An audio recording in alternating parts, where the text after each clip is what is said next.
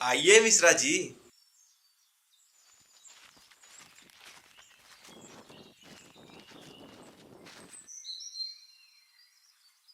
अब आप सब यहाँ से जाइए, हम इनसे थोड़ा अकेले में बातें करेंगे।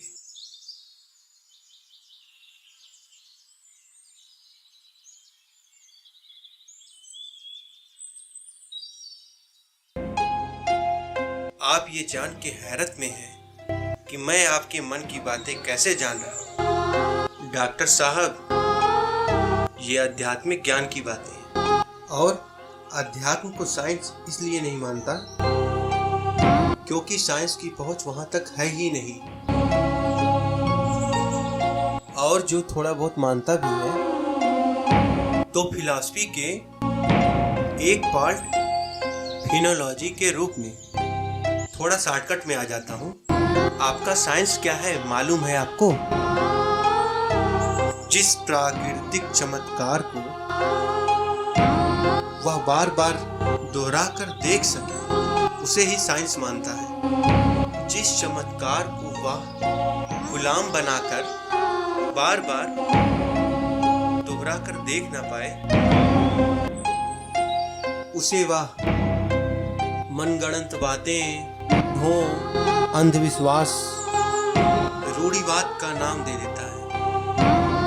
चलिए अब काम की बात करते हैं। मैं सर्वज्ञानी या भगवान नहीं हूँ जो छूमंतर करके आपके समस्याओं का समाधान बैठे बैठे कर सकूं। आप जिस रहस्य को जानना चाह रहे हैं वो थोड़ा कठिन है और मैं आपके साथ कहीं नहीं जा पाऊंगा क्योंकि मैं जन्म से ही विकलांग हूं। आप चौंकिए मत, मैं अपने पैरों से बिल्कुल चल फिर नहीं पाता हूं। ये मेरे शिष्य ही मुझे उठाकर इधर उधर करते हैं। हाँ, आपको मैं कुछ ऐसा मंत्र दे रहा हूं जिसका प्रयोग आप वहां कीजिएगा जहां का रहस्य आप जानना चाह रहे हैं। मेरी पहुंच वहां तक नहीं है। मैं सिर्फ सामने वाले को देखकर उसकी तकलीफ बता सकता हूं, लेकिन उसके समाधान के लिए जाप का सहारा लेना ही पड़ता है। आपको मैं जितना जितना बता रहा हूं उस पर अमल कीजिएगा। ठीक है।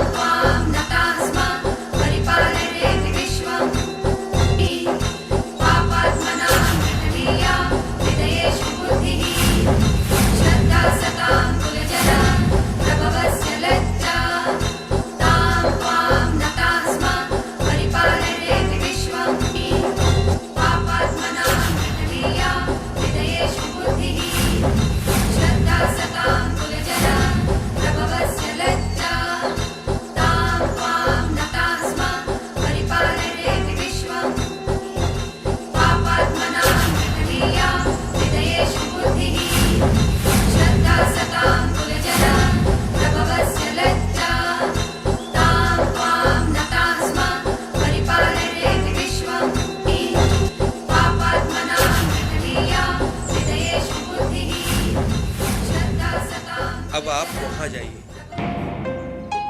और एकाग्र होकर जाप कीजिएगा। आप किसी भी तरह भयभीत मत होइएगा। यदि भय लगे तो गायत्री मंत्र का जाप करने लगेगा, भय दूर हो जाएगा।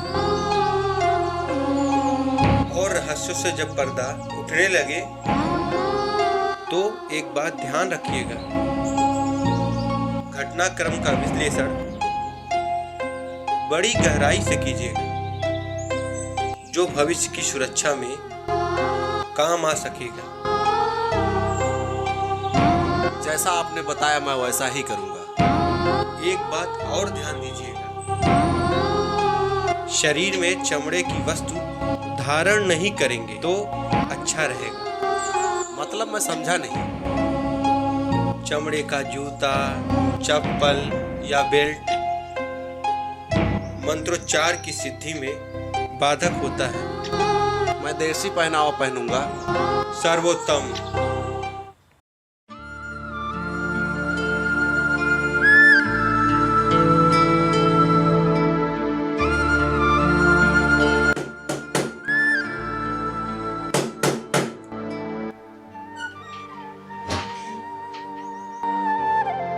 अरे अनुभव, क्या बात है आज सुबह सुबह?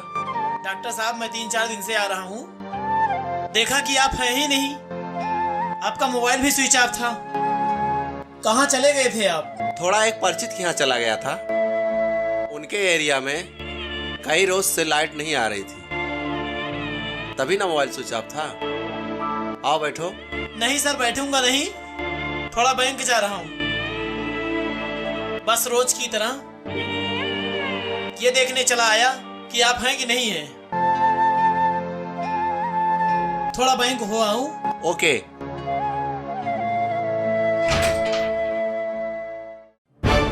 तैयारी तो पूरी हो गई है, शुरुआत कहाँ से करूं? मेरे ख्याल से जंगल से शुरुआत उचित रहेगी।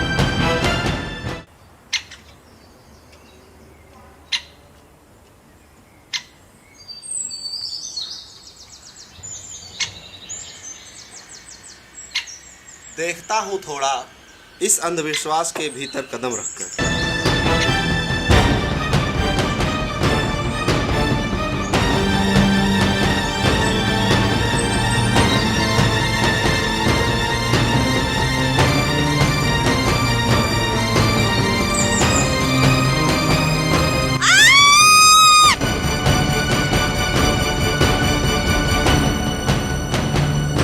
ये चीख किस महिला की थी?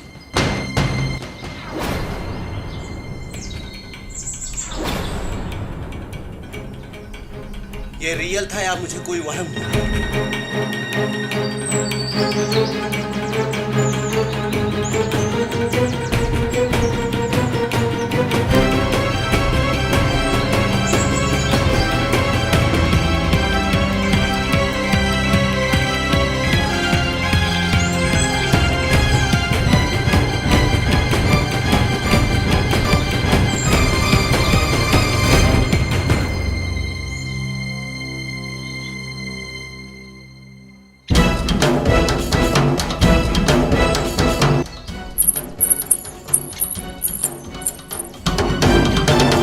ये कौन थी? देखना पड़ेगा मुझे।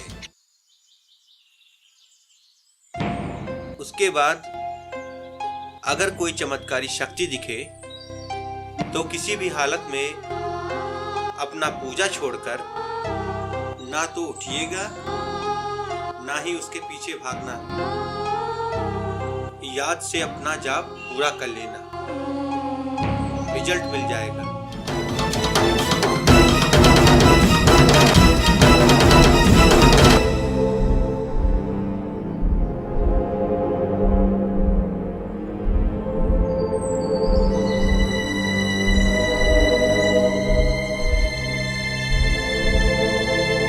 वो कुछ कहना चाह रही है।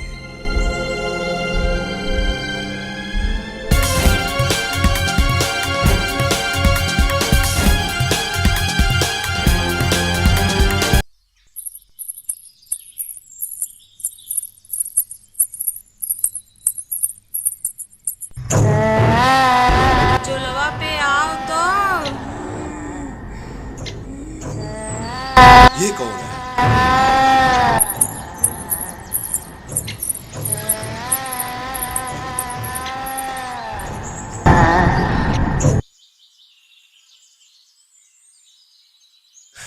देखता हूं जाप पूरा होते होते कुछ हासिल हो ही जाए।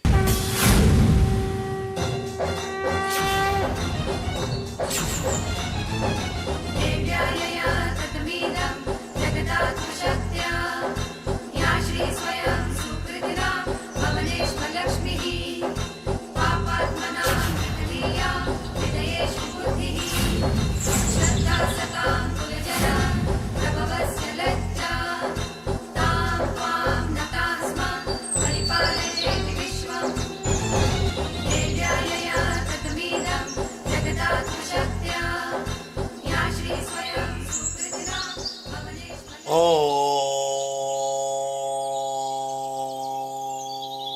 रोहा।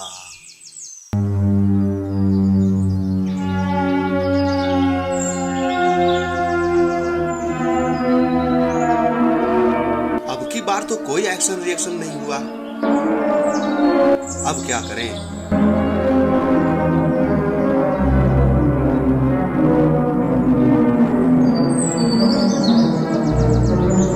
वह जो भी है बार बार एक ही दिशा में जा रही थी, और उस दिशा में है क्या? डॉक्टर साहब, उस जंगल के पूर्वी साइड में कुछ दूरी पर वो खंडहर है। अच्छा,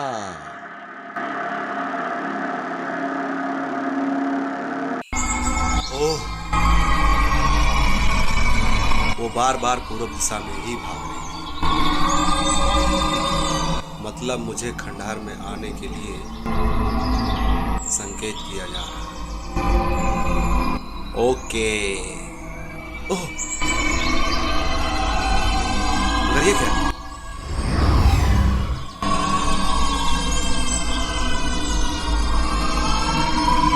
मैं खुद एक साइकोलॉजिस्ट होकर कौन से भंवर जाल में उलझता जा रहा हूं? ये सब क्या है? मैं कोई स्वप्न तो नहीं देख रहा हूं? मैं तो एकदम सही सलामत हूं।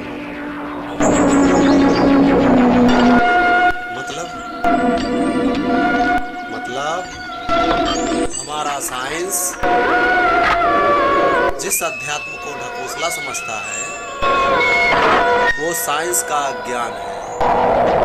मुझे खंडहर तक जाना, लेकिन वहां जाकर जाप करना क्या यहां से अधिक रिस्की नहीं होगा?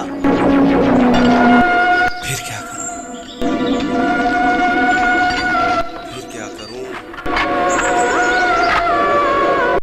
जब विश्वामित्र जी को तपस्या में तारका राशि बाधा डालने लगी, तो जंगल में वो राम लक्ष्मण को अपने साथ हुआ। जानते हो फिर क्या हुआ? रामचंद्र जी ने तारका को मारकर विश्वामित्र जी के लिए जंगल को सुरक्षित कर दिया।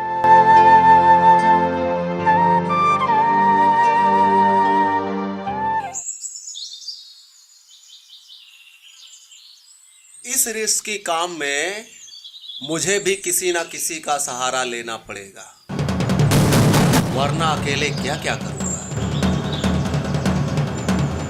और किस किस का सहारा लूं, किसको सहारा बनाऊं? अगर अनुभव का सहारा लेता हूं तो कहीं बात ओपन ना हो जाए, और मेरे असिस्टेंट का कोई भरोसा ही नहीं। मुझे एक बार फिर से देवरागी जाना पड़ेगा।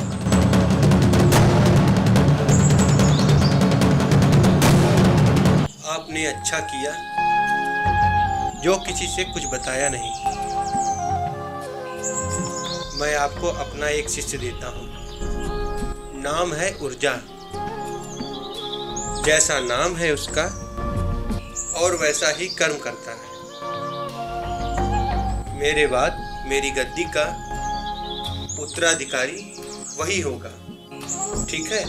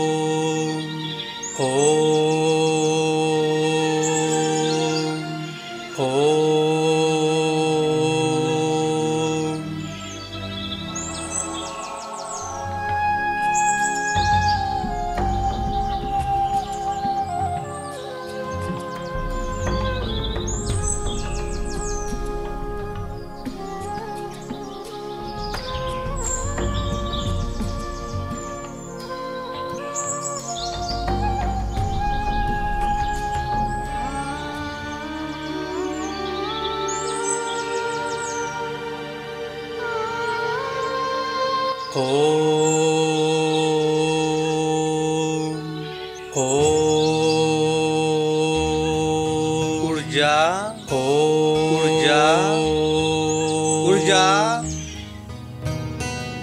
क्या है? आपको गुरुजी ने याद किया है।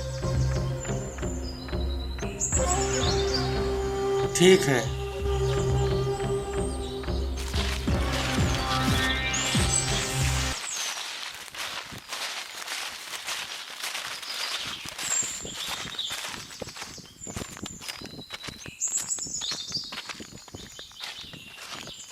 रुको, इधर चलना है हमको।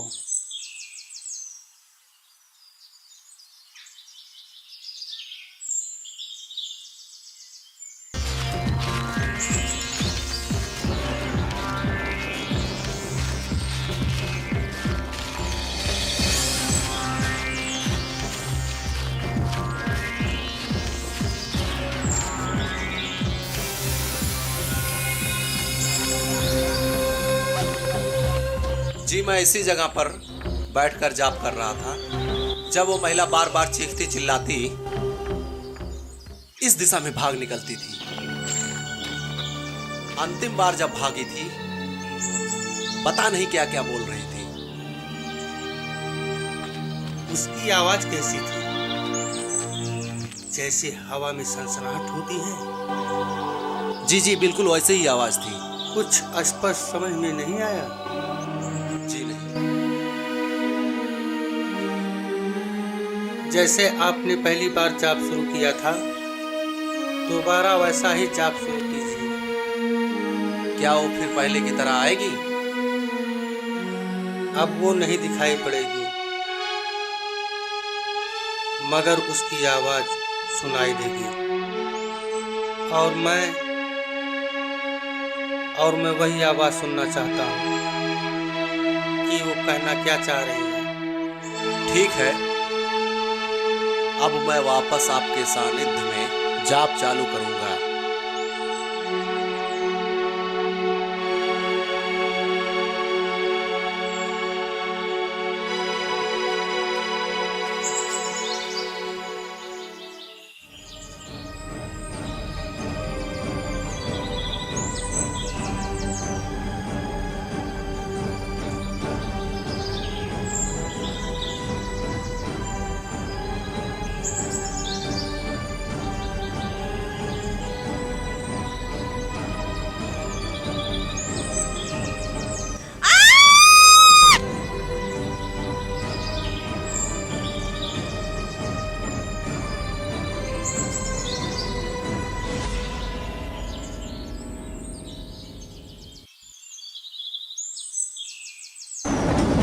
कौन हो तुम?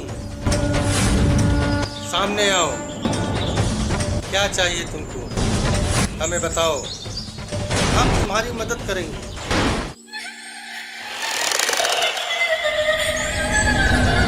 जोलवा पे अइबे ना तब तो का बतइबे। जोलवा पे आओ रे बैगा, जोलवा पे अइबे ना, जोलवा पे आओ तो।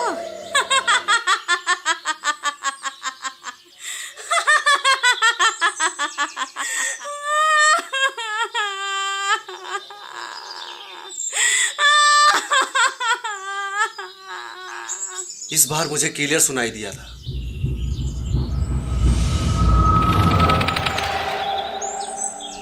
इस बार वह स्पष्ट बोल रही थी। जुलवा पे आओ का मतलब क्या हो सकता है? मैं तो ठहरा शहरी आदमी, मुझे गांव की भाषा नहीं आती। ये कोई गांव की भाषा नहीं थी। फिर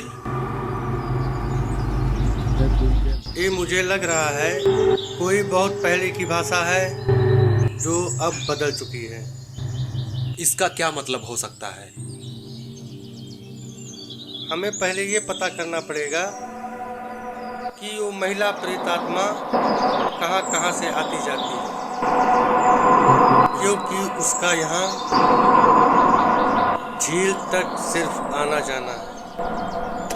उसका असली ठिकाना कहीं और है। महिला प्रेतात्मा? इसका मतलब मैं नहीं समझा।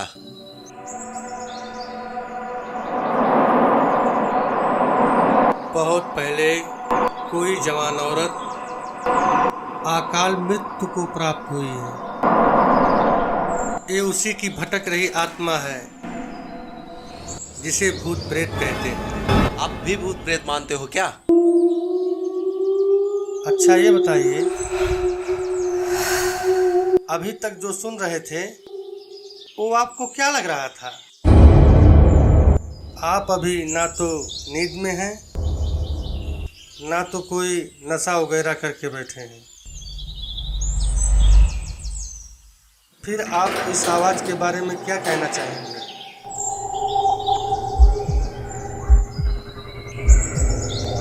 आप या आपके साइंस के पास इसका कोई जवाब नहीं है। यथार्थ को स्वीकार कीजिए। यहाँ से कुछ दूरी पर एक खंडहर है। वहाँ क्या है? जिस गौरासी के रहस्य का पता लगा रहा हूँ, वो जब किसी प्रेत के चंगुल में यहाँ आया था, वह भागते भागते उसी खंडहर में पहुंच गया था और उसके छत पर भी उसे प्रेत दिखा था।